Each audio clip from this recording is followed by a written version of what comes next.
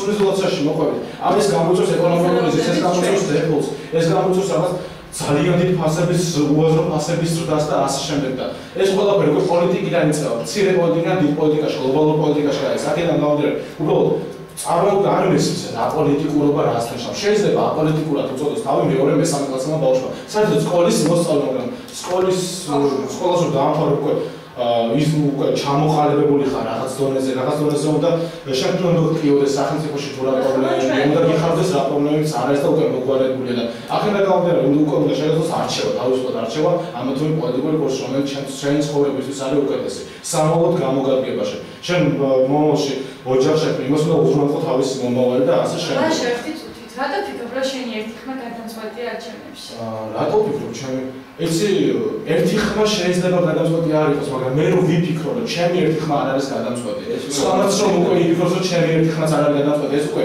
1000-ზე გადის 10000-ზე გადის და მე უკვე 100-ზე ეკაგება ყველაფერს თვითონ ისტორიული პრეცედენტები გვაჩვენებს რომ ყოფილა მაგალითად რა ქვია თუ არ ვწდები ესპანეთში არ მგონია არ მახსოვს ზუსტად რომელი ქვეყანა იყო მაგრამ 500 ხმით მოიგო ერთმა კანდიდატმა მეორე როდესაც მილიონიანი არჩევნები იმართებოდა და ასე შემდეგ და უბრალოდ 500 ხმა ძალიან ცოტა არის თუნდაც საქართველოსთვის მე გამიმეორებ ერთ ფაქტს რომ საფრანგეთში ორჯერ დაფიქსირდა 10%-იანი არჩევნებში მონაწილეობა არჩევნებში გაიმარჯვა მხოლოდ ორჯერ 100% მთავრობამ ეს იყო 1992 წელს და 1962 წელს. ალბათ საკითხია ოპოზიციის სახით. სახელმწიფოები კორეა და ალბანეთი.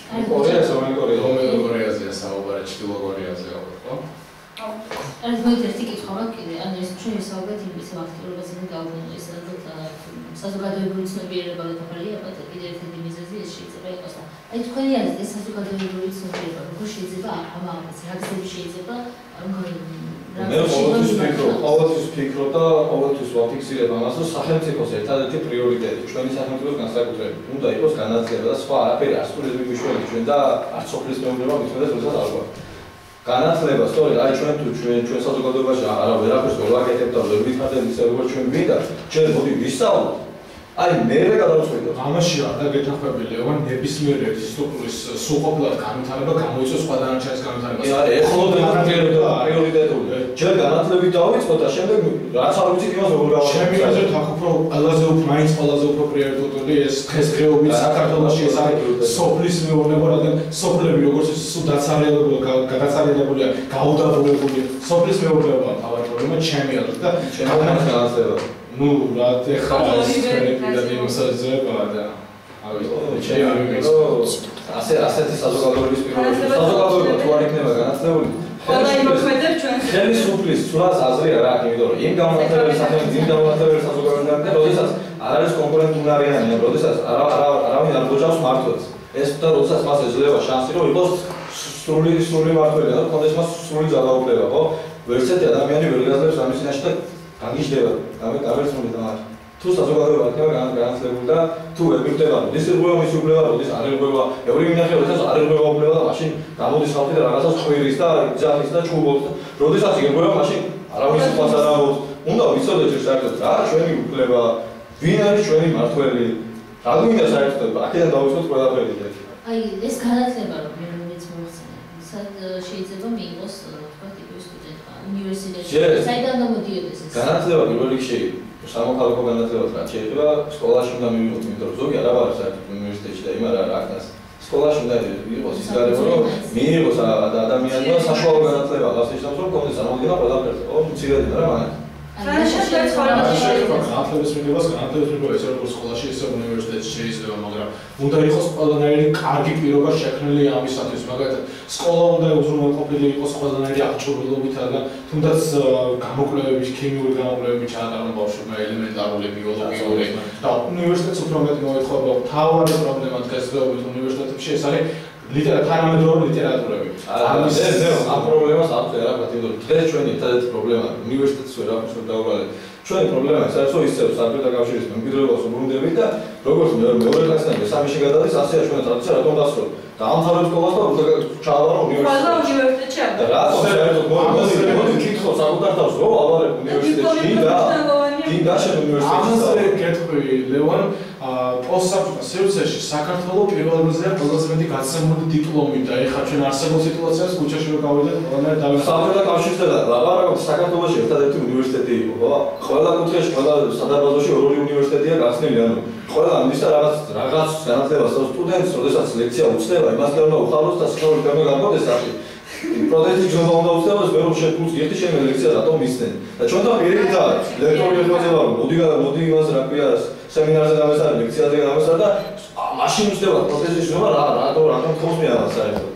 ну ეს უკვე ჩვენი როგორც თავმოხსენ სოციოტიკოსების ბრალია. სწორედ ამის ბრალია ყველაფერი აქედან იწყება საერთოდ. ჩემი აზრით, ანუ როგორ ესე რო ვთქვათ, ბევრია ძალიან იზოლებით უნივერსიტეტში მამების და ბაბუების თაობა, ესე რო ვთქვათ, შემიძლია შეტყედეს ბავშვები უნივერსიტეტებში, ესე რო ვთქვათ. და ის რაცაც არ არის, ვინმე გადასასწრებს, იმიტომ რომ თუ შავოთელ 7 უნივერსიტეტში ჩვენ რო 7 იყო, ახლა 20 ყოფილა. 7 უნივერსიტეტში თუ მოხდა მერვეში რაღაცაში კოლეჯი იქნება თუ გორის უნივერსიტეტი იქნება თუ რაღაცა იქნება, იქ ხდებიან და იქ ყველა ფულს იხდიან, მე ნიშნებს უწევენ ამათ მხარეა, იმიტომ რომ რა ნიშნებს გვიწერა და ეს ყოფილა ყველაზე მაგარი უნივერსიტეტია, ეს არ არის განათლების სისტემა. თემიდან ვარ გადავუხმეთ, ისევ არჩევნებს დავუბრუნდეთ და ესეთ ისაა, რომ სიახლეა ეს წეს უკვე აღარ იქნება საარჩევნოებზე ვიდეო თვალი არ მოხდეს ხებში, აღარ იქნება უბრალოდ ეს ვიდეო თვალი და ამასთან დაკავშირებით რა. ანუ ეს აღარ იქნება უკვე ვიდეო თვალი ესე მოკლედ. ჩემი აზრით ეს ცუდია, რადგან თუ მოხდა რამე დარღვევა, ამას შეიძლება პირველ რიგში გამოიწვიოს ძალიან ბევრი დარღვევა საარჩევნო უბნებზე. უნდა იყოს, რომ არანაირი ექსცესი არ მოხდეს საარჩევნო უბნებზე, რა თქმა უნდა, უნდა იყოს ვიდეო თვალი. ну ჩვენ ნახეთ ის კადრები ვიდეო თვალი ყოფილა ხოლმე ნახავთ პუტინის არჩევნები მიწოს ერთი კაცი როგორ ვიდა ერთი მილიონი მეორე მესარი იმის გამო ექსცესები გამოირიცხოს შემდგეს უნდა იყოს ვიდეო თვალი. რა თქმა უნდა. შეგახსენებთ. მაგრამ იმაში კი არა ხარ საარჩევნო იმაში როდესაც შემოსულა. კიდევ ერთხელ შეგახსენებთ, რომ საპარლამენტო არჩევნები გაიმართება 2012 წლის ოქტომბერში, ხოლო საპრეზიდენტო არჩევნები გაიმართება 2013 წლის ოქტომბერში. გირჩევთ, რომ მიხვიდეთ და დააფიქსიროთ თქვენი არჩევანი. Pani მოხალხეობრივი პარტია უფრო მცირდება ბატონებისა და არჩევნები შეჩერდება გაყალბა. კარგით, კიდევ ერთხელ ესე იგი რას მოუწოდებთ არჩევანში შეიძლება თანატოლებს. ჩვენ როგორ მაგას თანატოლებს ვაძლევთ ეს ჩავასწრებ. პრობლემა ჩვენში. კიდევ ერთხელ მოუწოდეთ წავიდეთ არჩევნებს მithumetes 2012 წლის არჩევნები მეგონი ჯერ საქართველოს არჩევნებში საქართველოში ასეთი კონკურენტუნარიანი არჩევნები ჯერ არ ყოფილა. იმიტომ რომ იყო ისეთი არჩევნები, როდესაც მართლა გამოკვეთილი იყო და მართლა გამოკვეთილი იყო და რომელიც ყველამ წინასწარ უწევდა გაიმარჯვებდა ის. და არჩევნები მიუხედავად იმისა, არჩევნები აყალბებოდა თუ არ აყალბებოდა, იმიტომ რომ სხვა ალტერნატივა ჩვენ არ ქონდა. ახლა უფრო ინტერესი გაზია და ორი ძლიერი და ორი გამოკვეთილი კანდიდატია უკვე არჩევნები. რა თქმა უნდა, მეც როგორც ლევანი მოუწოდებ ჩვენს თანატოლებს, მოსავლე ახალგაზრდობას და ახალგაზრდობას, რომ მოვიდეს არჩევნებზე. იყოს სრული მობილიზაცია, რადგან თუ გონიათ რომ მაინც გაყალბება, ამ შემთხვევაში რა თქმა უნდა არ გაყალბება, 80%-იანი მობილიზაცია რო იყოს არჩევნებზე გაყალბება შეუძლებელი იქნება უკვე. საქართველოში ახლა ჯერ არ დაფიქსირებულა რეალურად. არა, რას კარგავს, მაინც მივიდეს. თუ გონია რომ გაყალბდება, მაგრამ ზაგრაცი. მაშინ ის უშუალოდ რომ გაყალბება. რა თქმა უნდა. როდესაც შენ არ მიდიხარ, შენ აყალბებ არჩევნებს. უფრო ინტერესობა მთავარი პრობლემა და რა თქმა უნდა მოვიდეს სრული მობილიზაცია მთავარი, უნდა მოვიდეს არჩევნებზე და ნაკლები შანსი დააფიქსიროს თავისი აზრი, უბრალოდ ძალიან სასიამოვნო იქნება თავისმა კანდიდატმა რომ გაიმარჯვოს. საერთოდ აზრის გადახაზოს ყველა კანდიდატი მე ურჩევ ვისაც ვინც არა ჩახედვი და დაინტერესებს. მინდი ბატონო გადახაზო ყველა ჩააგდე და შეიძლება. აი კითხვა არის კიდე ერთი. ანუ შენი კანდიდატი ჩაამატებ რომ მიაზრე და შემოხატო. როგორ აინტერესებს მოყოლებს თქვენი მოსაზრება წელს ჩატარდება თუ არა დემოკრატიულად არჩევნები და თუ ფიქრობთ რომ მაშინ წელს ჩემი აზრით უფრო საზოგადოება უფრო დაინტერესებულია უფრო მობილიზებულია იმიტომ რომ ესეთი პოლიტიკური სივრცე რაც ახლა დემოკრატიული არჩევნები შედარებით დემოკრატიული ჩატარდება როგორც ლევან მასენა ორი თაპირისპირებული ორივე ძლიერი ძალა დგას ერთმანეთის პირისპირ. აქედან გამომდინარე, ერთი მეორეს არ მიცემს საშუალებას, რომ რამე დარღვევები იყოს და არადემოკრატიულად ჩატარდეს არჩევნები. აქედან გამომდინარე, დემოკრატია წელს ეს მგონია, რომ შედარებით დემოკრატიულად ჩატარდება. და ასე მგონია, მეც ასე მგონია, რომ წელს უფრო მეტი ადამიანი მიიღო, ვიდრე ვიდრე გასულ წელს მიმედოზე. უფრო მეტი და შემიძლია ფიზიკური მობილიზაცია უნდა იყოს ისეთი ის კურსი შექმნილია საზოგადოებაში უკვე ისეთი სივრცეა მოწებული რომ რასაც არ მივუაწევთ ქუჩაში პლაკატი იქნება, სახში ტელევიზორი იქნება, თუ რა იქნება, ხედავთ ამას და უკვე შანსი არა რომ არჩევნებზე არ გავიდეს. შეიძლება ნებისმიერ სტუდენტი ამბობს ამ პოლიტიკური ვარო, მაგრამ პოლიტიკაზე უფრო არაფერზე არ საუბრობს. ხა უნივერსიტეტში და პირადი გამოცდილებიდან გამოდის პოლიტიკაზე ალაპარაკი ზედმეტად. დასაწყისში თქვენ ახსენეთ უფროსი თაობა. იმასთან დაკავშირებით მე გამიხსენე ესეთი კითხვა. თქვენი აზრით, აი ჩვენ შოულებს, ჩვენს ოჯახის წევრებს. თუ შევძლებთ რაიმე ზეგავენ არ მინდა თქვენ ცოტა სიტყვა, მათ რჩევას იმის მოხდა თუ შევძლებთ. რადგან თქვენც პრობლემა, თქვენ მაშობლობა რომ გიჩვენთ, რომ წადით რაც შეეხება წასვლაზე, ჩემ ოჯახში პირიქით, მირჩევენ რომ წავიდე. და მე როდესაც არ მქონდა საარჩევნო ხელისუფლება, მაშინ პირიქით ჩემ მშობლებს თუ აგდები რომ წავიდე ჩემზე შემოხაზეთ ეს თუ არ მინდა შემოხაზეთ რაც იმათი ზოგადად მიდიდა ჩემზე და ამისე და მე ასე შუალობით მონაწილეობდი არჩევნებში მაშინ და შენ გასწრებიადებული გაქვს არჩევნებში რაც ნიშნავს და რამდენად დადებითია და რამდენი ამხავა მნიშვნელობა აქვს ჩვენი პროფესიის ჩვენი გარდა ნებისმიერ ქვეყნისთვის საერთოდ ნებისმიერ თვითმართველი ქალაქისთვის და საერთოდ ყველა უბრალოდ კიდევ ერთი კითხვა რუს კანონმდებლობაში აი რაღაც ინიციატივა რო არის შესული პარლამენტში 21 წლამდე ჩამოვიდა პარლამენტი თუ კონსერვატივის ხარკე გასაგებია ჩემი აზრით მდგომარეობს თუ ჩემი აზრით ეს კანონი მიმარჩნია ძალიან მიზანშეწონილად იმიტომ რომ საზოგადოება არ აირჩევს პირს რომელსაც შეუსრულდა 21 წელიანი მე მომავალში ვიყარო კენჭი დიდი სიამოვნებით შევიდეთ პარლამენტში მაგრამ არავინ არ მოსწევს მას ვიცი ანუ შეველი გაქვს რა თქმა უნდა მე რატო შეხვედრა თუ საიდუმლოა შემიძლია ახალი ინიციატივები წარმოაყენო ახალი რაღაცეები ნუ პარლამენტში რომოდები მე რეგულარულად ჩემს ამასთან დაკავშირებით ჩემთვის პირადად მიუღებელია ეს აზრი ხა ამ წელს მე გახლავთ 20 წლის და ერთ წელიწადში არ მგონია მე ანუ იმე 21 წლის ვიჩმა შეძლოს უბრალოდ რაღაც თუნდაც სტრუქტურის მართვა ან სტრუქტურის მართვაში მონაწილე ისეთი სტრუქტურა რომელსაც სახელმწიფოს ფუნდამენტებია დაბრძოლებული ამის მართვას უბრალოდ არა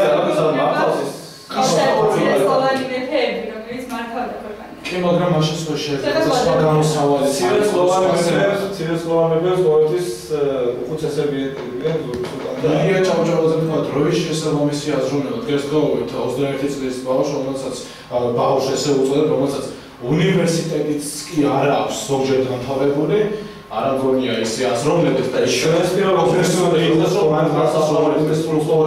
სტრუქტურის მართვაში მიიღოს მონაწილეობა დიდ სტრუქტურაზე მაგას საუბარი მაგას პირველ რიგში გამოცდილება არ იქნება იმდენი რომ ამ სტრუქტურის მართვაში მიიღოს მონაწილეობა ახლა გავაგზავნე ჩემი უარყოფითი პოზიციას მაქსიმალურად მაგრამ ჩემი აზრით და თუ მიიღებდი სრული თუ გაქვს მე რომ მივიღო მონაწილეობა არა რა თქმა უნდა არ გამხმობ სრული ჩვენ საყურებლებს კიდევ ერთხელ შევახსენებ რომ თქვენც შეგიძლიათ მონაწილეობა მიიღოთ ჩვენს გადაცემაში გამოხატოთ თქვენი მოსაზრება ან დასვათ კითხვები ასე რომ დიაქტიურად დავიკავშიროთ Skype-ის მისამართზე პრესკაფე წერტილი ბათუმი და აგრეთვე Facebook-ის პროექტი პრესკაფე და დისკუსიო კლუბი ბათუმში და ანუ იაქტიურად დააფიქსეთ თქვენი მისამართი. ან თქვენ კითხვა არის კიდე რომ წავედი ისე იმას დავუბრუნდები რაღაც არ ითანხმებოდი თან შენ ამბობდი რომ და ნაშე შენ ამბობდი რომ არ ითანხმებოდი და რამაში არ დავეთანხმები თვალს კონკრეტულად რაზეა საუბარი რაში არ ითანხმებით ერთმანეთს? მაყურებელს ერთ-ერთი არ ვითანხმებით რომ იმის პრიორიტეტი პირველ რიგში იყო განათლების სისტემის აღორძინება, წამოწევა, შემოსავლის მეურნეობა უფრო განვითარდეს დღესდღეობით, იმიტომ რომ გლეხი ყველაზე გაჭირვებულია.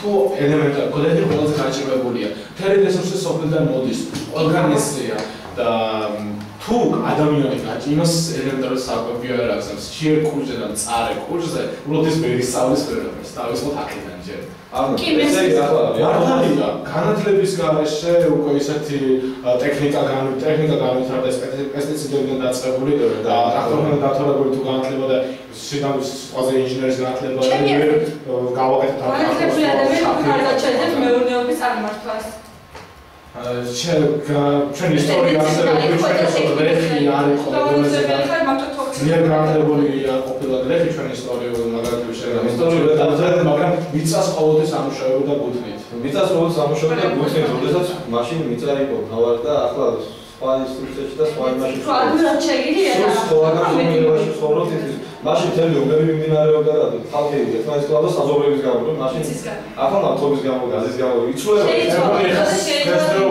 დღესდღეობით ბუნებრივ ტერიტორიებზე ძალიან დიდი დავა თუ დავითანხმება. არა, რა თქმა უნდა, იმას დაგეთანხმებით, რომ საფრანგეთი და ოსეთი საზოგადოებრივ და სასამუშაებლად არ მაქვს ყველა დამხაზის საუბარი მე დავითარჯეს საუბარი და ასე შემდეგ. თუნდაც ბევრი ძალიან ბევრი თემას გადავუკვეთ, ამაზე მე ცალკეული ლაპარაკობ მე და შენ და შემდგომ შემდეგი გითხრა.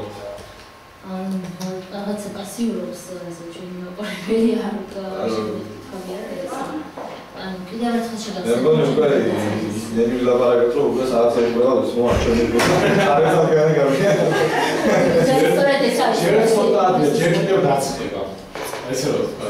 ან კიდევ ერთხელ შეგაცდეთ ფედერაციის მიზანი არ არის უმერლო პოლიტიკური პარტიის მხარდაჭერა ჩვენ ვაცდილობთ მოუწოდოთ მათ ვინც ცდილობს რომ მიფიქრობს რომ არ არის მნიშვნელოვანი არჩევნების და არის საფუძველსაც ანუ შევეცდები ცდილობთ შევეცდებით აზრი იმიტომ რომ ჩვენი მოსაზრებით ესა არჩევნების წასვლა არის ძალიან მნიშვნელოვანი იმიტომ რომ ჩვენს თითოეულ ხმას აქვს გადაწყვეტილი მნიშვნელობა ასე რომ ყველას მოგიწოდებთ რომ აუცილებლად მიდით და დააკვირდეთ თუ კი ასეთი იყო ხალხთა თქმა უნდა იმედია რომ ჩვენი გადაცემის მიზანი იქნება შესრულებული ჩვენაც თავისი პარტიზა და ყველა თუ არა მაინც შეიცვის ამ შემდგომს თავის მოსაზრებას და აღარ ვიფიქრებ რომ არ აქვს მნიშვნელობა არჩევნებში წასვლას და იმედი მაქვს და კიდევ გავიმეორებ როდესაც შენ არ მიდიხარ არჩევნებზე შენ პირადად არ აღვ არჩევნებზე არ არის სხვა დრო ახალგაზრდა არჩევნებზე მივიდეს დრო გამოკრიზნების დრო ჩვენ ვიჩვენებთ ჩვენ მომავალს რომ აუცილებელი ყველა ადამიანი მივიდეს და აფიქსიროთ ფუნქციას თუნდაც არ მოწონდეს აუცილებელია არც არ კარგი ქონა გადახაზოს ყველა და მაინც ის მოსულობელი კანდიდატი ჩაწეროს ერთაოს ეგოდეს მეგონი ყველა ადამიანს შეუძლოს აფიქსირებს თავის აარს ეს სასიამოვნო პროცესია მე მგონი კარგი გამოიწორა ჩვენი დრო და მადლობა